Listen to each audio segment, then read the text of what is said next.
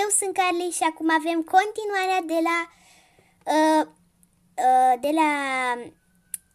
Sărac versus bogat. da, săraca care a fost adoptată de bogat. Începem în 3, 2, 1, start. Oh, bun, soră, mă duc să mă culc pentru că mi-e așa de somn. Închide jaluzelele. Ok, stai să închid becul. O să închid becul. Și Și mâine dimineață o să am o surpriză pentru tine, dar nu vreau să zic surpriza. Și mâine dimineață să vină moșul, adică Bine. supărat. Abia aștept să vină moșul. E dimineață, cred. O să-mi aprind lumina. Și hai să mergem. Wow! Bună, moșule! Bună! Wow, mi-ai adus cadou?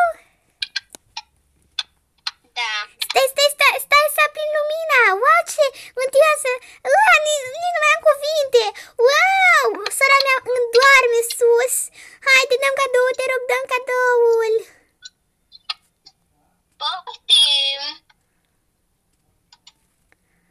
Mulțumesc! Wow, ce fain! Ce fain este! Mulțumesc, moșule! Mulțumesc! Te pup! Mă duc în camera mea! Oh, ce drăguț! Îl deschid! Pa! Vai de mine! Hai să-i arăt și Adelei! Adela! Trezirea!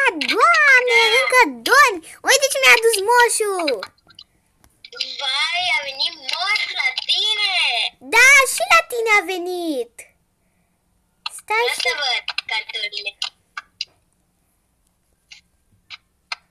Așa face cadouri, mi-a lăsat. Wow! Cred că aici mai sunt și pentru tine, nu cred că toate sunt pentru mine. Wow, ce fain!